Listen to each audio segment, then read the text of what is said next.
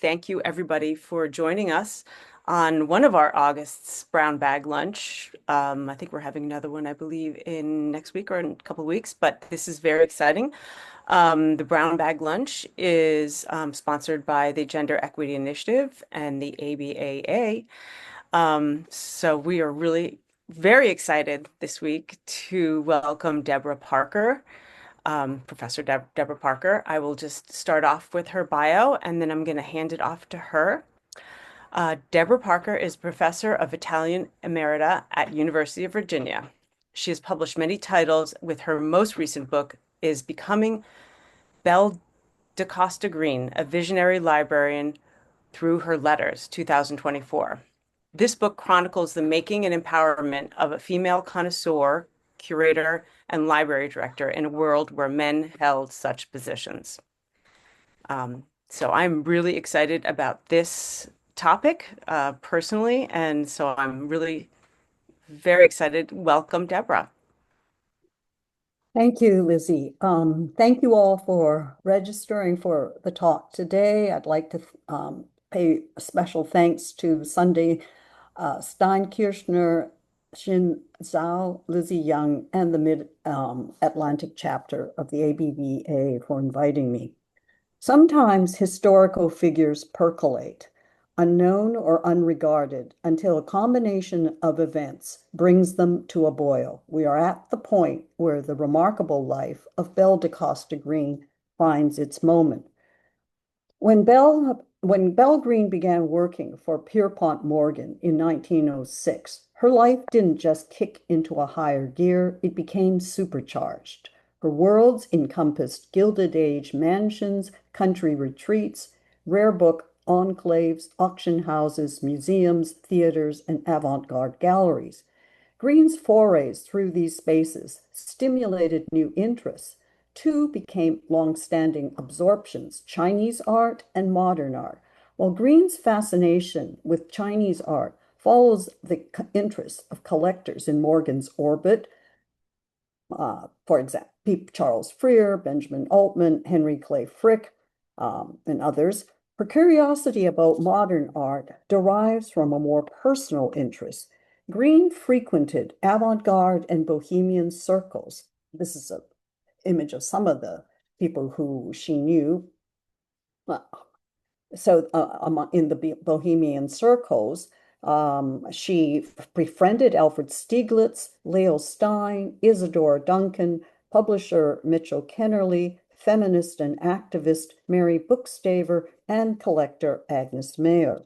Greene also knew many of the people who frequented art patron Mabel Dodge's Bohemian Salon in Greenwich Village.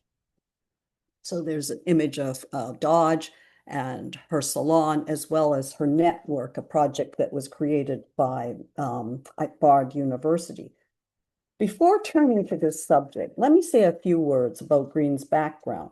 Born in 1879, Belle was the daughter of two light-skinned Black Americans, Genevieve Ida Fleet and Richard T. Greener.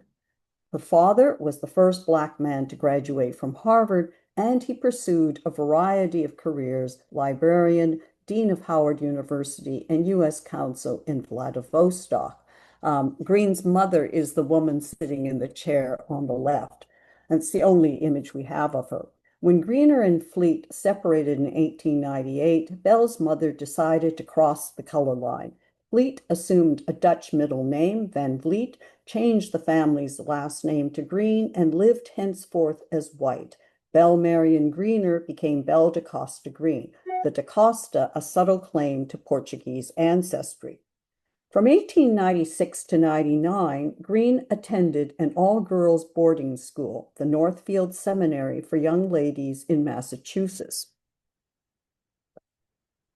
She learned the basics of cataloging during a summer course on librarianship at Amherst College in July 1901. From 1902, she worked at Princeton's library, where Junius Morgan, Pierpont's nephew, was also employed. When Morgan sought a librarian in 1905, his nephew recommended Belle Greene. While rumors about Greene's background circulated during her lifetime, nothing certain was known until Jean Strauss revealed the identities of Greene's parents in her 1999 biography of Morgan. Strauss also gave Greene a voice. The historian cites numerous passages from Greene's letters to Bernard Berenson, the eminent art scholar and connoisseur. Berenson was the love of Greene's life, and Greene observed one biographer was, quote, the one romance in Berenson's life that would stand apart from all others in depth and intensity. Berenson and Greene met in New York in early 1909 and quickly became enamored of one another. Until they reunited in the summer of 1910, they sustained their relationship through letters. And this is on the left is the homepage of a site in which anyone can read all the letters, just hers. Greene's nearly 600 letters to Berenson furnished the largest archive of information on her personal life and her observations on her many worlds, including her engagements with modern art. And just, yeah, on the right, you can see that on the letters site, there is a little subsection just on Greene's interest in modern art. The librarian's interest in modern art manifests itself in a variety of ways, which include her comments and queries to Berenson about Matisse, her friendships with Alfred Stieglitz and Leo Stein, her essay, What is 291? For Stieglitz's journal Camera Work, an unpublished portrait of Gertrude Stein, her personal collection of modern art pieces, and her association with artists such as, and here we have some of the artists who she knew, Francis Picabia, John Marin, Marius de Zayas, a Mexican artist, Marcel Duchamp, and Henry Caro Delvey.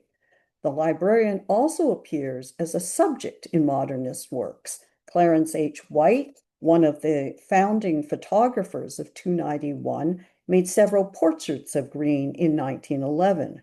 Marius de Zayas drew a caricature of the librarian. It's difficult to see because the image is so dark. And Gertrude Stein alludes to Greene in everybody's autobiography.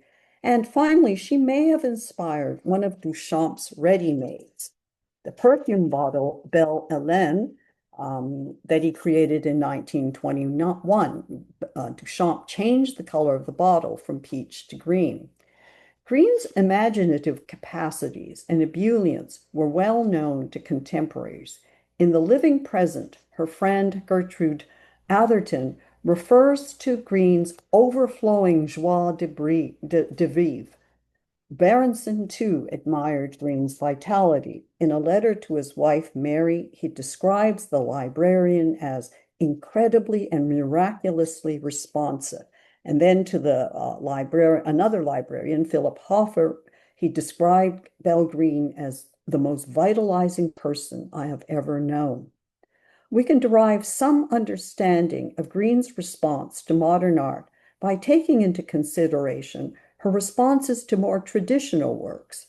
A passage from a 1909 letter to Berenson reveals the extent to which Greene could project herself imaginatively into a book or work of art. After receiving his gift of a multi-volume French edition of The 1001 Nights, she writes, I have this moment received the Mille et Une Nuits, all 16 volumes, and I am so excited by the mere joy of possessing them. I was all alone in my library. She often referred to Morgan's library as my library when they arrived, and I sat right down on the floor with all I could hold in my lap, and the rest around me on the floor. I am impatient to read them, especially one which I just glanced at, La tendre histoire du prince Jasmine et de la princesse Amande. I opened to these lines, and outwardly Prince Jasmine appeared to be a shepherd, and internally he was taken up with love. It fitted my case so perfectly, and outwardly at least the profession of librarian. I immediately went to the phone and broke a theater engagement and instead I shall dine quietly at home, put on my most comfortable peignoir, and go off into les nuits enchantées. I shall take you with me, and we won't come back at all, never. Reveling in his gift, Greene fashions herself as a kind of Scheherazade, just as Prince Jasmine embodies a double life, outwardly appearing a shepherd and inwardly harboring love, so does Greene, outwardly a librarian. She is aflame with love within. Weaving her own fantasy, she sweeps Berenson herself into an enchanted world. This performance, replete with Greene, costume, and a peignoir, captures well her imaginative capacities and her gift for self-projection and self-fashioning. While Greene's responses to works created within an artistic tradition with which she is familiar was often effusive, her responses to modern art, a subject with which she had little familiarity, are different. In the absence of a character or narrative to which she might attach herself, the librarian finds herself somewhat unmoored. After seeing an exhibition of Matisse's drawings in Stieglitz's little galleries of the Secession, later renamed 291 since it was located at 291 Fifth Avenue, she writes Berenson, "They had an exhibition of the drawings of Matisse, which I had never seen before. They are the most extraordinary things I have ever seen. It was absolutely new to me and almost incomprehensible. I don't understand what he is trying to do, what he is wanting to make me think, whether an emphasis of character, sometimes called caricature, although at first it appeared to me to be only a series of extravagant contortions. They shocked and repelled me strongly, but held me there quite 2 hours. The one thing that gave me a slight glimmer of understanding was a drawing of himself which was placed next to Steichen's photograph of him. Please explain him to me." Here Greene refers to the 1910 exhibition, which featured 20 drawings. Here are a couple of the drawings. The 1910 exhibition at 291, which featured 20 drawings, largely female nudes, accompanied by black and white photos of the artist's paintings. Unsettled by Matisse's unconventional twisting figures, Greene finds herself transfixed and repelled. Baffled yet curious, she seeks enlightenment. "Please explain him to me," she implores Berenson. Her willingness to remain in a confused state for 2 hours is remarkable. Greene here embodies Keats's notion of negative capability, the state of being capable of being in uncertainties, mysteries, doubts. Uncertainty, then, is something that can be embraced, not a prompt to rush to judgment. Although Greene destroyed Berenson's letters before her death, we can make an educated guess about what he might have written. In 1908, Berenson wrote a letter to the journal The Nation, to the editor, in which he declared that Matisse's art was, quote, essential in every respect. The artist, quote, a magnificent draftsman and a great designer. Berenson's high estimation of Matisse's work influenced reviews of the show. Art scholar Frank Jewett Mather declared in his review that, quote, a Matisse drawing belongs in the great tradition of all art that has envisioned the human form in terms of energy and counterpoise. Greene also attended the opening of, she also purchased this one drawing of by Matisse. Greene also attended the opening of the International Exhibition of Modern Art at New York's Armory in early 1913. This landmark exhibition, whose effect artist Kenneth Hayes Miller compared to, quote, a blast of dynamite, included works by many European and American avant-garde artists, among them Picabia, Brancusi, Duchamp, Marin, and Kandinsky. The exhibition did not endear the librarian towards modernist works. Before the exhibition's opening, she writes Berenson about some of the participating artists. And I'll just read part of her letter. Picabia is here and have an exhibition of the wildest cubism I have ever seen. Zuluaga and Carol Delvey are both exhibiting and are in the throes of an international exhibition of the modernists. And when that bursts on our view, may the dear Lord, angels guard us. I, for one, will want to quietly hand in my chips. 2 weeks later, she describes her impressions of the show. Last night, I went to the International Exhibition of Modern Art, and never have I experienced anything so dreadful, really dreadful. All the past, present, and future wild artists I know were there, each one pulling one in the direction of his exhibit until I was a physical wreck, and the whole place shrieking with laughter because my two escorts were J. Alden Weir, about 150 years old, and Picabia, one on either side and neither speaking to the other, which he despised. Altogether, it was a nightmare, such as I hope never to have to endure again. Cubists, futurists, and out-futuring futurists, what is your friend art coming to? Despite her claims, Greene did not hand in her chips. Berenson was not the only expert whose opinion Greene sought. She continued to visit 291, met with collector and art critic Leo Stein periodically to learn more about modern art, and corresponded with Stieglitz from 1909 to 1921.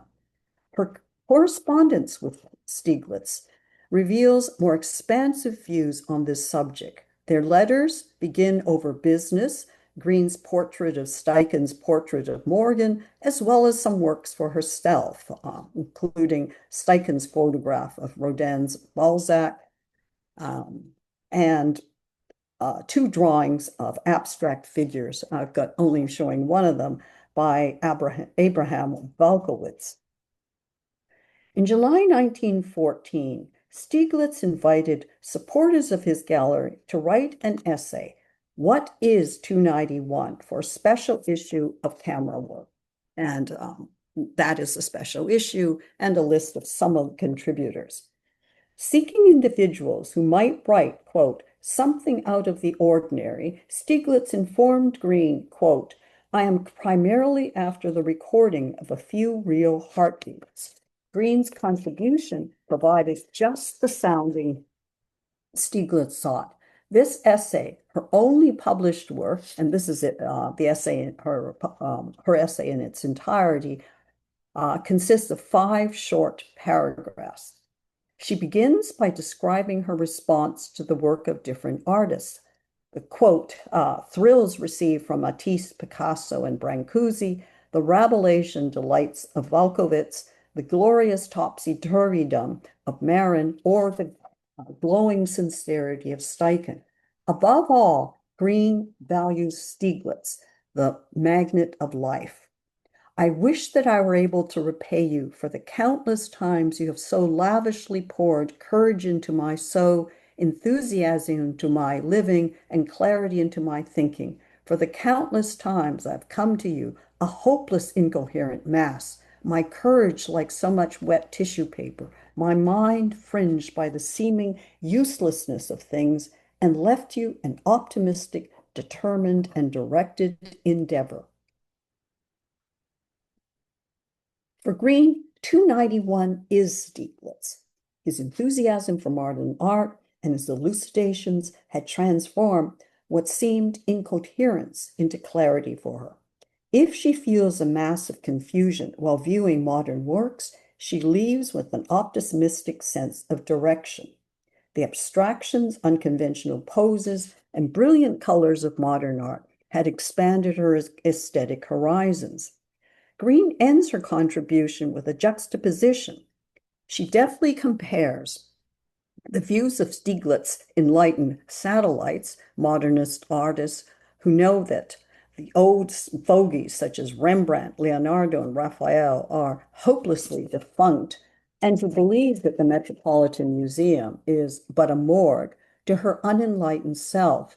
The librarian, still groping in darkness, creeps back to the morgue and finds in the museum the glory you radiate. While modern art has furnished her with new sensations, these thrills do not compare with the aura emanated by Stieglitz himself. Greene's article is at once a tribute to Stieglitz and an affirmation of her attachment to the art of the old world. Greene also sought out collector and art critic Lale Stein to learn more about modern art and Impressionist art. In February 1916, she informs Berenson, quote, I have seen a good deal of Leo Stein, not because I like him personally. On the contrary, I have a distinct repugnance to him as a man, but because he talks better than almost all the men I know over here. He has given me a fine working knowledge of Cézanne, Renoir, Matisse, and the others, and we have been having really worthwhile talks on these and allied subjects.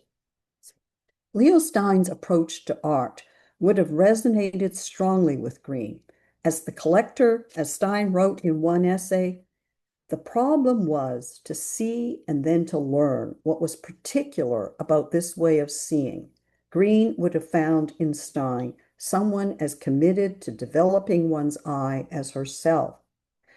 Alfred Stieglitz was Greene's most important connection to modernism, one she acknowledges in her essay, What is 291, and also years later in a 1922 letter to Stieglitz, written about 8 years after the two had lost touch, Greene recalls the sensations she experienced at 291. I shall never forget the hours I spent at 291, nor do I ever again expect to feel such intense, joyous, and above all, free moments. All glory to you, Stieglitz. There's a solid bunch that will never forget you. And I mean you, as she does so often in her ventures into new areas of art or literature. Greene makes a human mediator, here Stieglitz, crucial to her intellectual journey. What made 291 a joyous place? This is the question I've pondered after I published my book. Greene was not alone in proclaiming the feeling of liberty that 291 generated. Other contributors, and I've got little bits from various other contributors on screen now, expressed similar sentiments. Self-expression, I'll just read some of their statements. Liberty, freedom, individualism, self-expression, to live one's own life in one's own way. This is Mexican artist Marius de Zayas. Hodge Kiernan, a Caribbean artist, wrote, I have found in 291 a spirit which fosters liberty, defines no methods, never pretends to know, never condemns, but always encourages those who are daring enough to be intrepid. Banker Eugene Meyer deems 291 an oasis of real freedom, a sturdy islet of enduring independence in the besetting seats of commercialism and convention. All emphasize the freedom, liberty, and openness that permeated 291. So here's a floor plan of 291 and a view of the rooms. The gallery's small space contributed to a sense of community. A diagram of the floor plan shows the disposition of the two showrooms. One measured 15 square feet. The modest space, Stieglitz's magnetic presence, and above all, the innovative works displayed, all contributed to the joyful ambience of 291. The diversity of its visitors also contributed to 291's uniqueness. In a recent essay, Gail Levin refers to Herbert J. Seligman's account of the contributors in an essay for America and Alfred Stieglitz, which Seligman published in 1943. Seligman, a poet and friend of Stieglitz, describes the contributors as, quote, international, multiracial in its scope, singling out for mention the flamboyant art patron Mabel Dodge, Hodge Kiernan, a black man from Montserrat, Belle Greene, Morgan's librarian, Eugene Mayer, a Jewish banker, and Adolf Wolff, an artist anarchist. All, observes Seligman, quote, testify to the reality and vitality of the living spirit of freedom, tolerance, vital experiment, which had found a home at 291. As Levin surmises, the inclusion of Greene in this group suggests that Seligman knew or suspected that the librarian was passing. One intuits, however, rather than declares such a conclusion. The complexities of Greene's passing are compounded when we consider another detail. Kiernan operated the manually controlled traction elevator, which took visitors up the 4 floors of 291 Fifth Avenue. Greene would have seen and possibly conversed with Kiernan when she visited the gallery. And here's one of the characteristic suggestive moments of Greene's intellectual and artistic life. Does her recollection of the free moments experienced at 291, not to mention Kiernan's appreciation of, quote, the spirit of liberty which suffused the gallery's spaces, shadow the freedom toward which W.E.B. Du Bois and other Black intellectuals yearned? Kiernan wrote and edited pieces for the post-war Harlem Renaissance. While we cannot know what transpired between Greene and Kiernan, we do know that the openness of 291 contributed to the freedom they experienced in this space. The effervescence of American modernism and the freewheeling conversations which took place at the gallery imbued visitors from different backgrounds with a profound sense of liberty and joy. Discussions of Belle Greene and race cannot be handily resolved. When we cannot know what she thought of finding Hodge Kiernan in the elevator, we can obtain some purchase on the choices she made in determining how she lived. We do not know, and perhaps will never know, what Greene thought of her racial identity. Knowing more about the attractions of 291, however, illuminates what underlies the intense joy Greene felt in the singular space. Last December, Hilton Els reviewed the Morgan exhibition for the New Yorker and lamented what Greene's passing had cost, quote, this girl who loved power, who, quote, became a member of another race, not black or white, but alternately grandiose and self-despising. There's a lot of projection and uncertainty in such pronouncements. Roughly 1 month later, New York Times opinion columnist John McWhorter took issue with Els' depiction of the librarian's passing. Citing passages from her letters in which Greene excitedly describes her response to reading The 1001 Nights and seeing exhibitions of modern art, McWhorter asks readers to consider this, quote, witty, puckish soul who savored books and art, who had a whirlwind social life. What, McWhorter asks, if Greene gave race little thought? In my view, any consideration of Greene's views on her racial identity must remain open-ended. Much as some might seek to fit Greene's comments on racialized subjects into contemporary prisms, what we don't know must be respected, as well as all the mystery and doubt that passing implies. Passing, as is often the case, raises more questions than answers. Rather than judge Greene for not fulfilling contemporary notions of racial identity, we might focus instead on how she situates herself. We might then reorient our approach to her passing from judging her to asking, what can we learn from her alignments and choices? Among these ambiguities, one certainty does emerge. Greene identifies herself through her affinities and antipathies. 291 is an elective affinity. Stieglitz and his circle an elected community. In his critical writings, Leo Stein emphasized that the science of understanding lies in communication. Quote, the community is the matrix in which the individual grows, but is the individual crystal that has form and is the occasion of more form. It is the individual who creates, and it is the individual who recreates.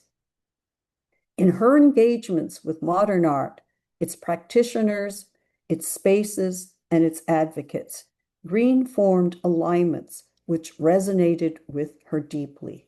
We may but glimpse their import, but there is an enlightenment to be had from investigations into the elective affinities of a life that was singular in so many ways. Thank you.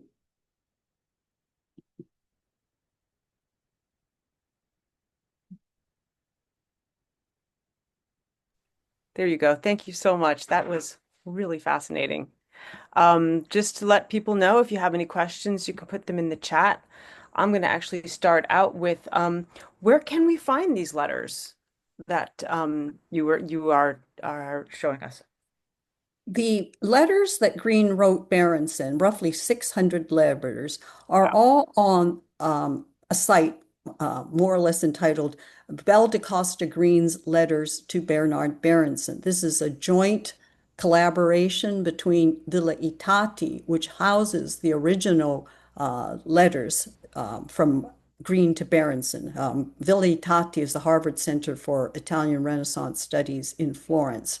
So all these letters, there are about 600, have been digitized and are available for anyone to read. Belle Greene's letters to Alfred Stieglitz are in Yale's collection of American literature. Okay.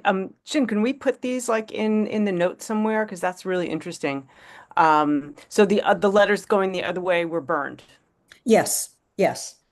and we know that because they don't exist, or because we know Yes, you burned yes, them, or and Berenson queries one of Greene's friend, a mutual friend named Rose Nichols. He was horrified when he learned that she had burned his letters. At one point, it's not known if this is actually his exact words. He felt that there was a kind of a deep autobiographical aspect to his letters to Greene, and they sustained a correspondence for roughly 40 years. and so are you saying that they had a personal relationship as well? Um, Yes, yes, they were yeah, lovers and um, and friends as well. right, right. And he was instrumental. Was he instrumental in the Isabella Gardner? Was he part Yes, of that? yes, Oh, yes. okay. Yeah, that is. And what happened to her art collection? You're saying that she had her own art collection? Yes, anyone who was fortunate enough to see the Morgan Library's recent exhibition, it closed at the beginning of May, has a small section on some of the objects she owned. Some of them she bequeathed to the Morgan, the Matisse drawings, the Valkowitz drawings are there. Books and I think were scattered among various recipients. Also, some leaves of Islamic manuscripts she bequeathed to the Morgan. Wow. I was trying to like in when you were giving your talk, I was trying to think about what it'd be like to see Matisse for the first time. It is really, it's hard for I think it's hard for us because of course, we're so used to this, but it's so interesting to think about, that time and people seeing this art for the first time and what that must have been like. That's a great observation. As you were speaking, it made me wonder if we have other written testimonies of responses to both various exhibitions held at 291 and then to the big Armory show with all the modernist artists. There would be reviews of that exhibition. But as far as the views of visitors who came through, I just don't know. Yeah, I mean, just thinking about her personal view and how she was kind of caught off guard and trying Hmm. to, you know, take it in and think about, what does this mean and what is this saying to me is just so interesting. Another one of my questions was about uh, uh, her living like outwardly and inwardly. Like you were talking about how she outwardly was a librarian, but inwardly she had this kind of um, Scheherazade kind of thing of where she lived in her own world. And did Morgan collect some of these works, or was he collecting more of the traditional artwork? Well, his Morgan's collections are extensive, Hmm. and he bought en masse blocks of rare books and some manuscripts, a lot of Chinese porcelains, 18th century furniture, French enamels. But he and those in his orbit did not frequent the Bohemian circles that Belle Greene did. I think they just spoke to a personal interest on her part. After Morgan's death, he died in March 1913. She was involved in assessing the value of the estate, and Morgan's successor, J. Pierpont Morgan Jr., more commonly known as Jack, had hired assessors, but Greene distrusted one of them, and she ended up undermining him and then had no little choice but to undertake all that work herself.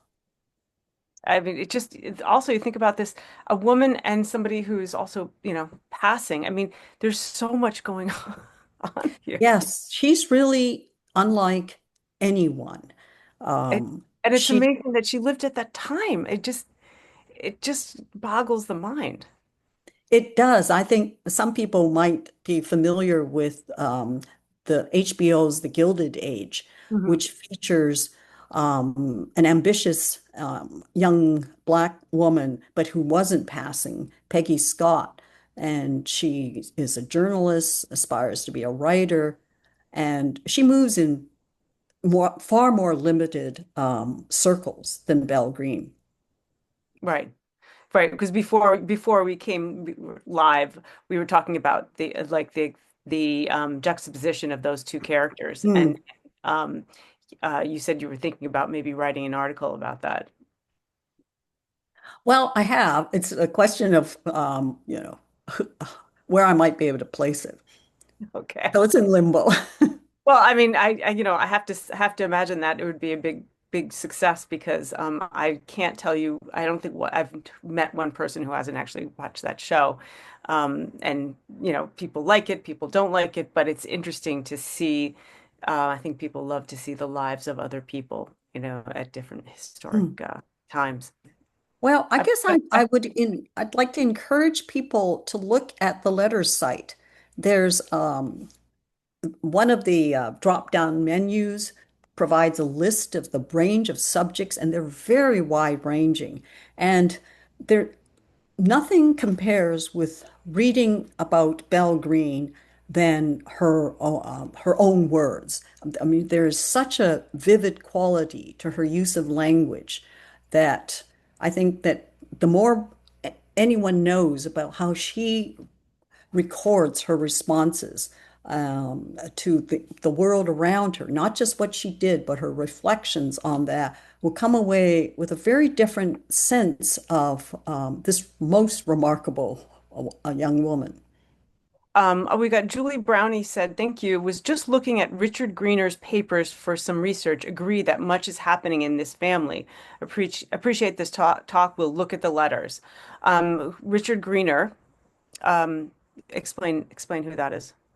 That's Richard T. Greener was Belle da Costa Greene's father, Okay. and he and his wife, Genevieve Ida Fleet, separated around 1898. And then Genevieve decided to cross the color line, and she and all her children henceforth passed. A, was that a conscious decision or it was just something that kind of slowly? It was a conscious decision, I guess. Well, we don't know the thoughts behind what motivated this, but yes, are listed on census as white. Got They it. lived in white neighborhoods, and Greene's salary, which was significantly higher than what other librarians were making. So her salary within about 3 or 4 years of being on the job was 10,000 a year.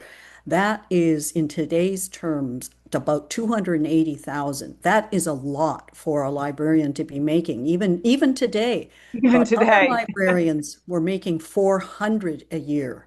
And Wow. there was an article in one of the New York papers about the $10,000 librarian speaking out for the $400 ones. Wow. That is quite amazing. Tracy Floriana has a question. I'm also working on a biography of a woman who was also ancillary to famous artists and struggle with the pieces where info isn't available. How did you manage trying to fill in gaps when you couldn't find info to answer your own questions about her life, decisions, and relationships? Well, so there's about 600 letters. I read all the letters 4 times. And in the course of, I had written a book on Michelangelo's letters in the past. So I had a sense of how to deal with a body of correspondence. And as I first tried to get a sense of what is her voice, what is her style, and to identify the most distinct, what I felt were the most distinctive features of her epistolary prose. But the range of reference is vast. My own area of sort of specialization is Italian Renaissance art and literature and culture. But I knew who Belle Greene was, and I had read biographies of Berenson, and I had worked on letters. But the range of references to places, people, country retreats, all of this, people, moving from the Gilded Age to the Progressive Era, many of the names were unfamiliar to me. I have probably something like a 30 single space page timeline of her life in which, I just recorded. I started to make this, but I also created a people list, breaking it into different categories of collectors, people in publishing, art collectors, and you'll also find some of this information on the letter site itself. And I had biographies of Morgan, Jean Strauss's biography of Morgan, two biographies of Berenson, one by Ernest Samuels and the other by Rachel Cohen. And I had the one biography, which is outstanding, by Heidi Ardizzone of Belle da Costa Greene. So all of these were available to me at while I was working. And I read a lot of biographies of others as well. I mean, at one point I went to the Lincoln Memorial because she had written about her visit there. And when I found references and letters I didn't know, I started looking into them. And I would say that anybody who's interested in Belle Greene's letters, you dig a little, you're going to find something. Right. I guess what reminds me of how I'm thinking these days of how are we going to do the research in the future when we don't have the paper. A Ugh. little horrifying to think about, because as a rare book dealer and as a person who's interested in ephemera and paper, what happens when there is no paper and the cloud disappears? Oh dear, I hope we're not reduced to the world of four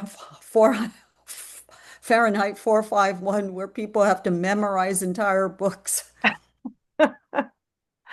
Yeah, I mean, I think about it a lot. And I start saying I should start writing letters again. I should start writing letters again because they are such a fountain of information.